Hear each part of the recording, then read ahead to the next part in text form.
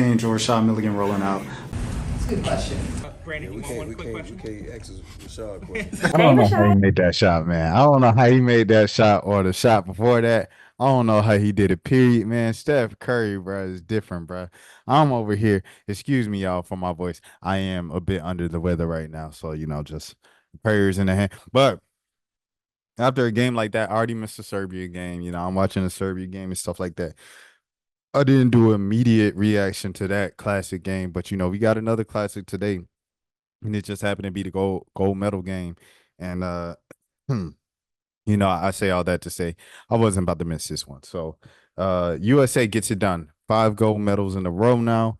Pretty much won every gold medal since 2004 in the Olympics. Steph Curry did it, man. France kept it close all game, cut it to down as low as 3 points, 3 point game.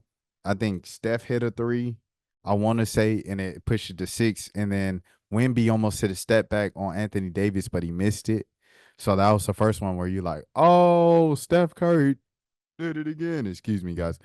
And then couple minutes later, less than a minute left, man. Steph gets it behind the back, gets double team trapped by Fournier, and I forgot who else was guarding him. Throws it up at the shot clock buzzer, nothing but net. That's like just momentum and a heat check and just confidence at the highest level when you're feeling it. That's the greatest shooter of all time, just feeling it, man. And what a performance. Like I say, I don't have, well, hold on. I don't have my American flag on me right now, but I got hey, America, home to Point University, and I got my like I said, I don't have the American, but I got the Pan African. I got my boy Umar on the shirt, you know what I mean? Know what I mean?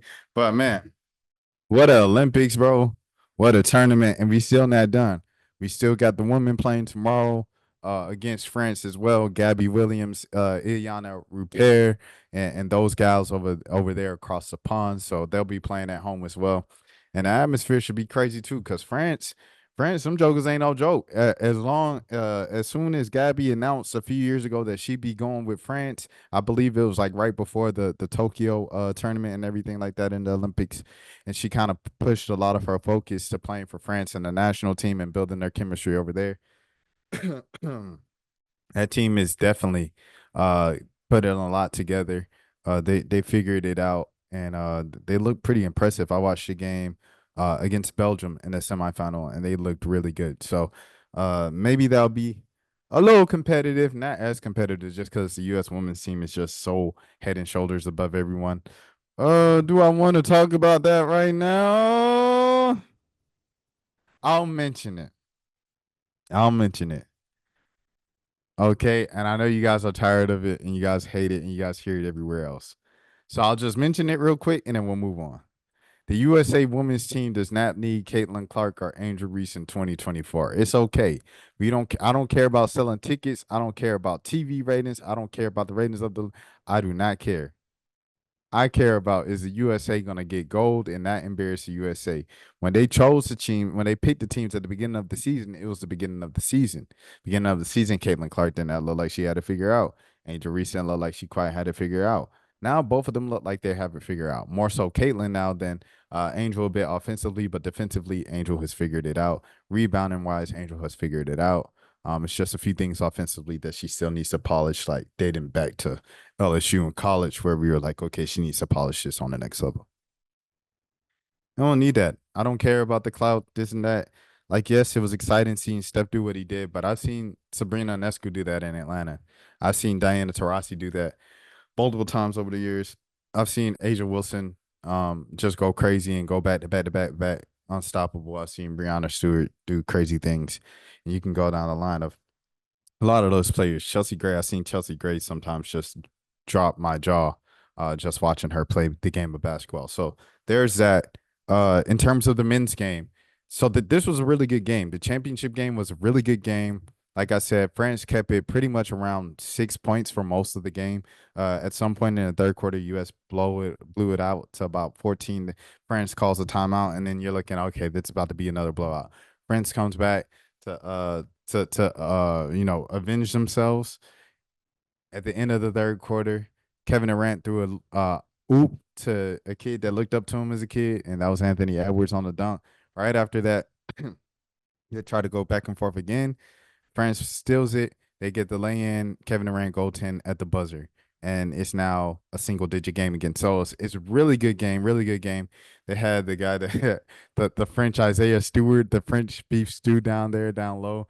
Isaiah Cornier, obviously, if you're in Atlanta, you know him as the guy that the Hawks drafted, and then just like every year, he might be coming this year. He might be, and he never ended up showing up, and then they eventually traded him. Uh, and then the kid year to Sep, I have to look at the box score. But the other guy that used to play for the Boston Celtics back in like 2018, 2019, he also had himself of course a first half. They called him the French Ben Wallace. They called him Beignet Wallace on Twitter and stuff like that. So and he had the dunk that must not be spoken of on American soil because the clutch trucks will come and get you. But man, what a good game and what a performance from France. Let me pull up the box score right here real quick. And yeah. Hold on. Where's the look? It's on this computer. I can't blow up my screen when I like share the screen. It's kind of frustrating. Anyways, yeah. Why right here? You will sell. He had 20 points, only two rebounds. He looked like he had way more rebounds than that, and two steals. Wembanyama, of course, 26.7 rebounds, two assists, one steal. That's a typical stat line for him. Nicolina had 0 points. Yikes. Cornier had 0 points. That's crazy. He looked like he had a bigger impact than that. Batum, he didn't play that many minutes. But he only had 5 points here.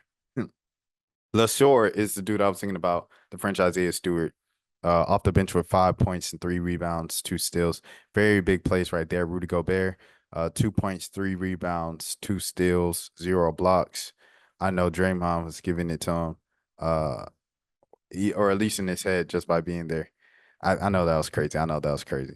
Evan Fournier, 8 points off the bench, three rebounds, did what he normally does.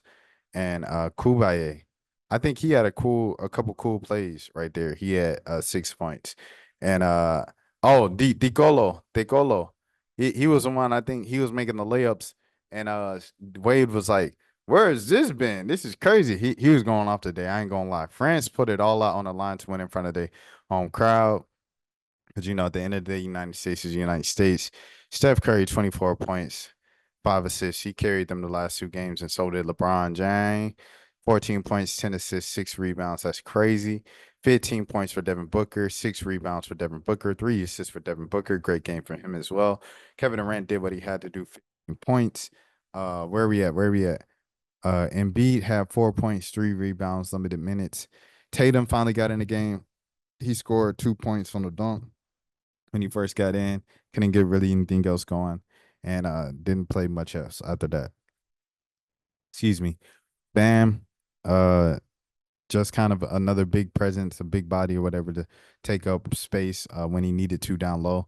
It wasn't that effective against France because France just had the advantage down low. But I mean, I guess it was good enough to win. Anthony Davis, 10 rebounds, 8 blocks. I mean, no, 10 rebounds, 8 points, four blocks, three steals. Great all around stat line for him. He had his moments as well. Anthony Edwards had 8 points, solid enough to get the win. And Drew Holiday stepped up as well, 6 points, and another DMP for Mr. Tyrese Halliburton. So now we're looking at what does the U.S. team look like moving forward? And obviously, you're thinking about the kids from South Carolina. Ja and Zion. You're looking at Devin, of course, coming back. You're looking at Anthony Edwards coming back, his faces of that team. And now the rest is kind of, I feel like, open. I think you have to give Trey Young a look. You have to give Trey Young a look. You have to give Jalen Brunson another look. You have to give maybe you consider Maxi. And I know I just named four point guards, but they'll figure it out. The kid going to Duke, Cooper Flag, he has to make the roster. He's probably gonna make the roster now with being a rookie. At that point, he'll be 3 years in the league. He'll probably make the roster. Cooper Flag though. So Walker Kessler is another guy who can make it. So you got Walker Kessler, Cooper Flag, as two of your bigs. You have Zion as a four. You have Anthony Edwards as a one or a two combo guard. You got Ja Morant as a combo guard. You got Trae Young as a point guard. You got Jalen Brunson as a point guard. You got, if you want to bring back Halliburton, you got Halliburton. You got Devin Booker. You have who else? I think those should be 9 locks, in my opinion. 9 locks. And I think it's a 12-man roster, so you have 3 more guys to bring over. You know, if Anthony Davis is still like decent at that point, you bring Anthony Davis over, that's 10. And then now you have 2 more spots. Who gets those 2 spots? Whoever is like just blowing the world out of the water in a couple of years. You know, so we'll see. That remains to be seen. But those are my 10 locks right now. Way too early prediction for 2028. Goodness gracious, that sounds so far away. But yes. Man, great tournament, great basketball. The world is obviously caught up on the men's side, and it's slowly starting to creep up on the women's side and catch up on the women's side as well. And yeah, I think that's all I have to say. It was just like Steph Curry was just, I don't know how he did it. I literally do not know how he did it. Top 15 player of all time. Steph Curry's official. I mean, he was already in my top 15 all time, but he was in other people. I don't know if he's in other people's top 15 all time. Is he the best point guard yet? I don't know, because that was a scoring performance in my opinion. And then he did the thing on defense at the end there just to prove that Steve Kerr stopped taking me out for defensive possessions down the stretch. Um, I don't know if he's better point guard than Magic Johnson. Like he might be. I'll even say this. I think Steph Curry is a better player than Magic Johnson. I don't know if he's a better point guard than Magic Johnson, if that makes sense. So yes, that's where I have Steph all time top 15. Kevin Durant is also in my top 15, and LeBron James, of course, is in my top 10, top 7. So yes. Anything else that we need to do before we get out of here? I hope you guys enjoyed the game. Any thoughts on the country catching up? Any thoughts on the women's side of the games or anything like that? Please let me know in the comments. If you are new to the channel, this is the road to 5K subs. I appreciate you guys as always, and I am out. And Rashad Milligan rolling out. That's a good question. Yeah, Brandon, we you want one can't, quick question? we can't ask Rashad a question. Hey, Rashad.